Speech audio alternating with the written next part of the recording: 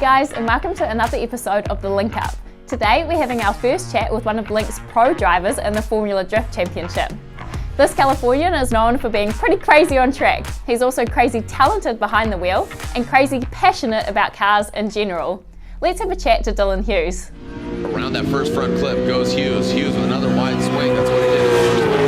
Actually getting up on the rumble strip. Now into that final front clip. The power rally. Dylan Hughes works his way to the outside zone. Hughes about the second hash mark. Hey Dylan, thanks so much for having a chat to us today. It's such a busy time of year for you with Formula Drift kicking off next weekend. How's everything going? Are you ready to roll? We're about ready to roll. We're dang close, that's for sure. Really, the biggest thing is it's about an 1,800-mile drive, so we're doing a little bit of maintenance to the truck, making sure the trailer's all set up, making sure that all of our stuff is not going to wiggle around as we drive it all the way across the country. So quite a ways, but yeah, we're getting there. We're close. I'm guessing the anticipation has been high leading into next weekend given the delayed start to the season. And you had a new car to build. Was that time needed to get that new car finished, or were you ready to go ages ago?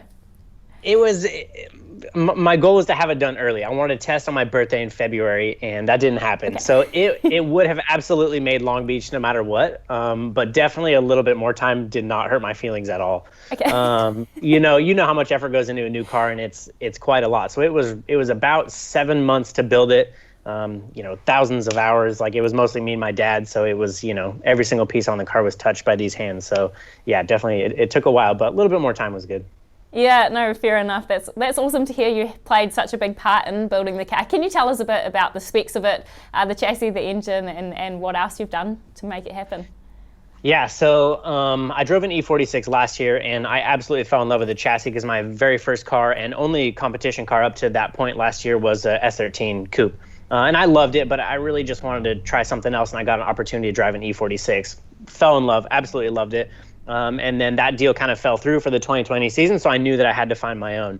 So I bought another one. It was actually my friend's mom had bought the car brand new in 2005, put all sorts of miles on it, but the best part about it was mom driven, so it was like perfectly clean. It had one little dent on the quarter panel above the rear tire, but we cut that off anyway, so I was like, perfect. So I picked it up for $1,000, drove it an hour back to the shop, and absolutely ripped it to pieces. Yeah. And so yeah, we did. Took it completely down to the shell, chopped everything up like I like to do, added support tubes, did the whole tube rear structure, full roll cage, seat brackets, the whole rear end, fuel cell mounts, all the stuff. Got it sandblasted down to a bare chassis, painted the whole thing, and then just started assembling it.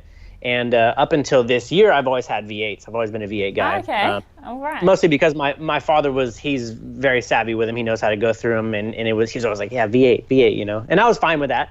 And then I drove a Supra with a 2J in it, and I was like, oh, dang, like now I'm in for it, So ended up going 2J route this year. Got to keep the people guessing. That was really the biggest thing for it. And I've been so happy with it so far. The thing is rowdy, like way, way, way rowdy. It makes like 850 to the wheels. It's a Garrett G35 1050, dog box 4-speed, triple disc clutch, all forged internals. It's still a 3-liter, but the thing is really, really rowdy, and it makes about 250 more horsepower than any other car that I've competed in. So kind of, going into the season this year, I feel like I don't have one hand tied behind my back. So really excited. Yeah, that is awesome to hear. So in terms of driving the car, how much seat time have you had in it? And what's like a general testing program like for you ahead of a Formula Drift season? So we have a couple of local tracks that we go to. One is Willow Springs, and these are out in the desert. It's really hot usually, so that's good to kind of put the car through the paces, go out there, run it hard, make sure it doesn't overheat.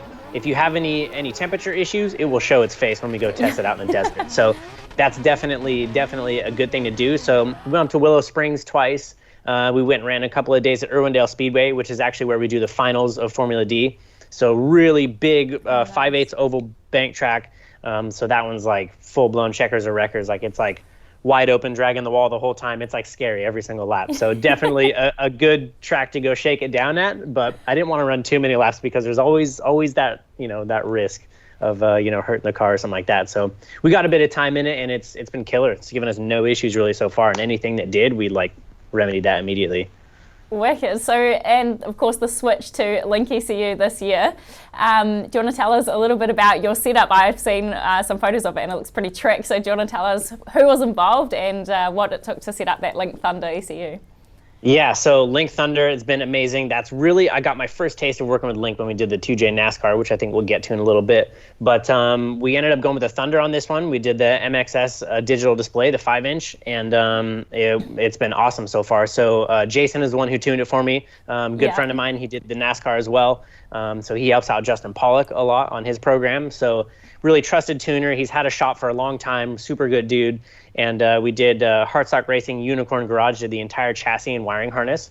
We did a Motec PDM to keep everything happy. And that mix with the Link has just been a killer setup. And it's been so awesome to have Jason remote in every time. We went to the dyno 4 times because we did Garrett G35 tuning. We did Garrett G42 tuning. So a couple different turbo options that we have, and then we did nitrous tuning for both of them. So really making sure that it was perfectly happy, and luckily we get good deals on dyno time, and it was just right around the corner, so it was easy. But Jason actually never came there in person to do it. So I was sitting in the car doing the polls, talking to him on the phone, put the mute on, it'd make a whole bunch of noise. I'd send him the log, it was really cool, and kind of my first taste into tuning a turbo car. So Link made it super easy, and I'm really stoked to be a part of it.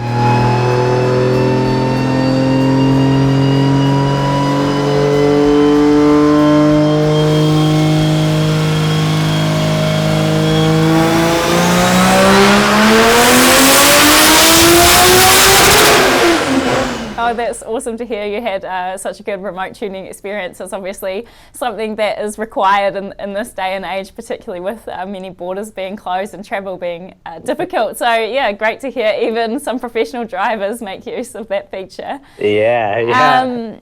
Speaking about being a professional, we saw you come through the Pro 2, the Link ECU Pro 2 standings, where I think you got 4 podiums in a season out of 5 rounds.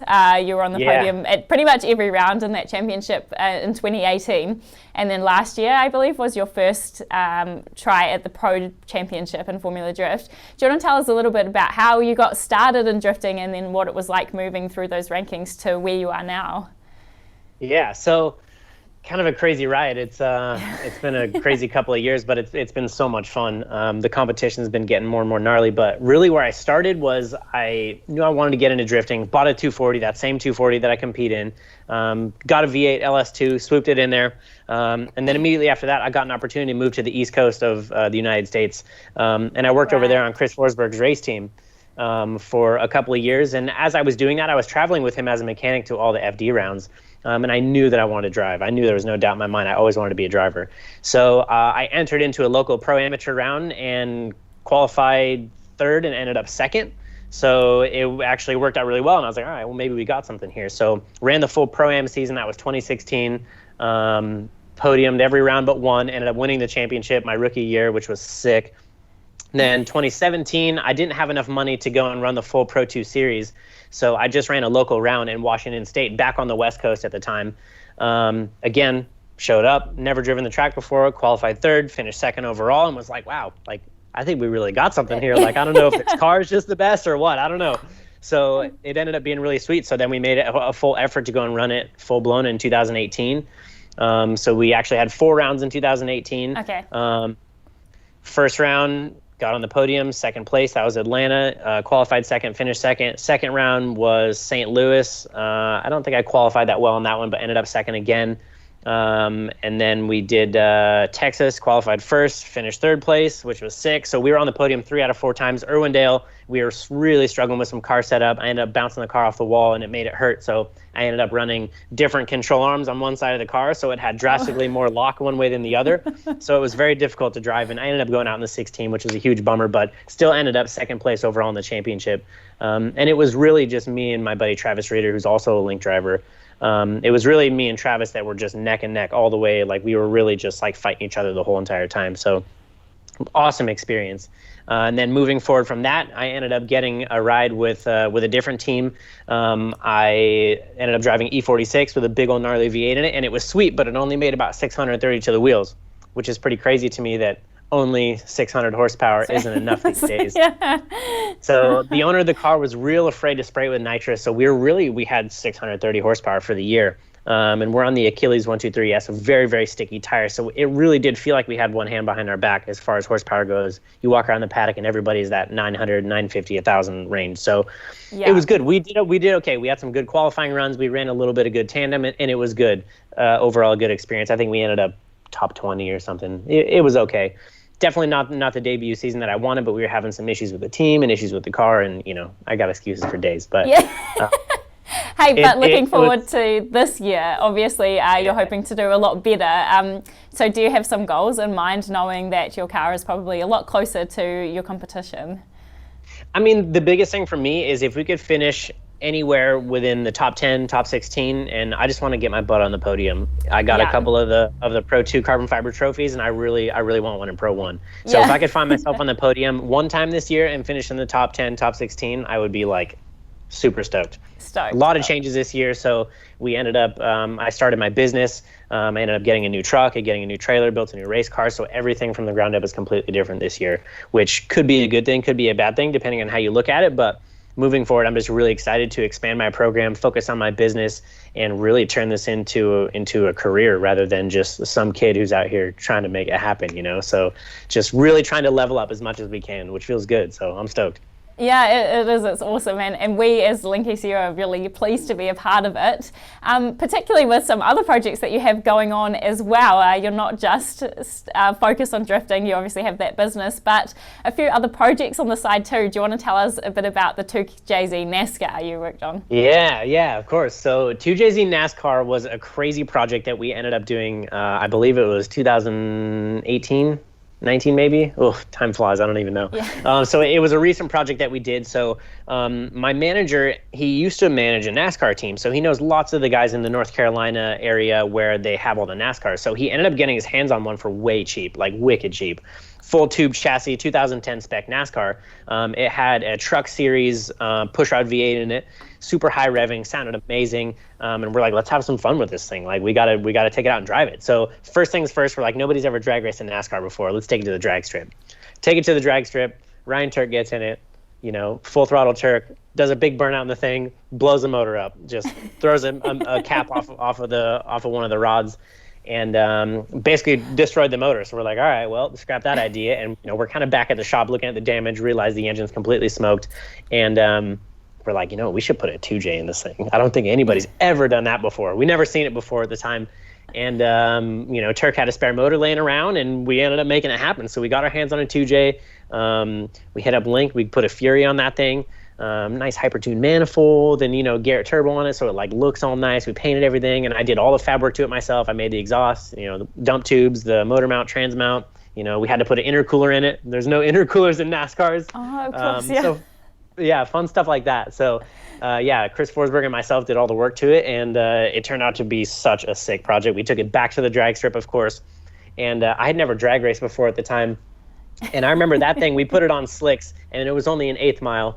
But I literally thought it was broken. It was so fast. I literally thought it was broken. I got out of the car, and I'd never been a drag racing guy. I was always like, okay, hold the wheel straight, hold it wide open, like that's cool, but drifting's cooler, I got out of the car like I had just gone through like a Pro 1 qualifying round. I got out of the car, I was like, yeah, that was awesome. Like that was so fun. Like check the wastegate lines. Like I swear, it was like too fast. It was like unbelievable putting the slicks on. I never felt something accelerate like that with the slicks.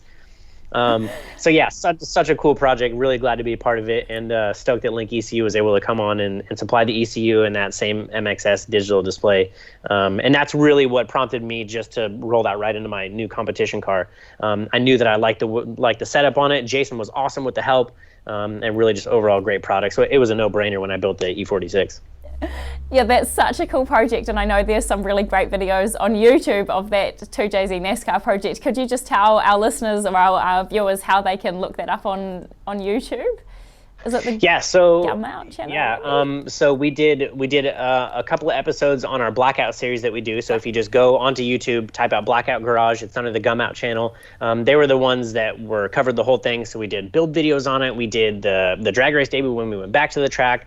We covered the whole thing. And as well, Donut Media did a bumper to bumper episode on it. So we have lots of information on that, James Pumphrey style on the Donut channel that has like outrageous views. It's well into the millions, I believe, last time I saw it, which is really cool. So definitely really good exposure on that project. Yeah, well worth a watch. Do you have any plans for that car this year, or is it sort of being parked up while you focus on FD? Well, it's kind of sitting on the lift right now. We have like a sweet little like 2-car lift in the corner and kind of in storage for now. But I mean, we definitely plan. We really just want to go take it back to the track and road race it. This one isn't actually set up just for going left. This was actually a road race car, so the alignment is balanced and it's the same side to side. So our goal is we just want to take it to the track and go and put down some lap times with it. And then I feel like, of course, we have to go and run it around the oval.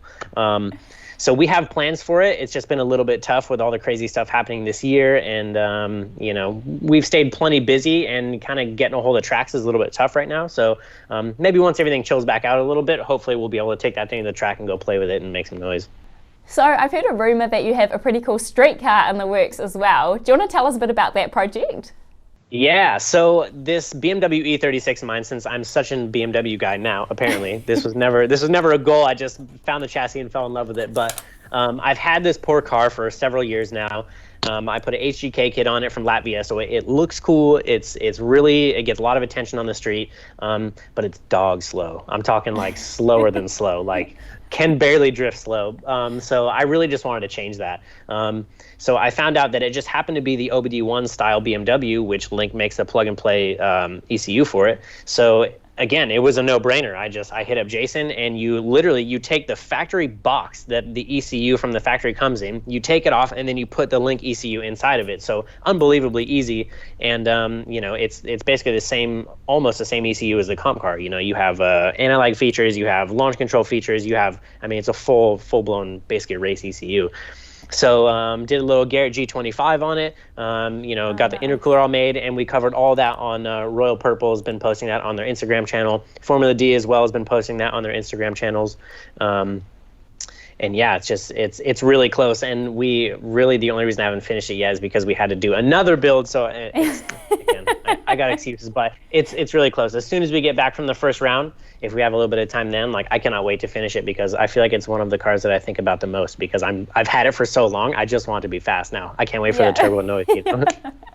Fair enough. Well, it sounds like you are a very busy man, so we better let you go and finish those preparations. Is there just anything you want to say before we finish up to those Formula Drift fans? They've been hanging out for a while now for the season to get started, so do you want to just give them a quick message?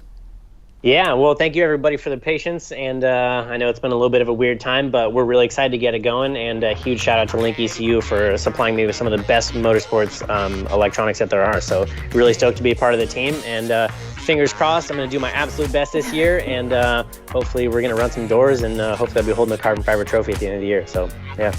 Awesome, we can't wait to see you in action, and yeah, fingers crossed to see you up there on the podium too. Cheers, Thank Dylan. you very much. See ya.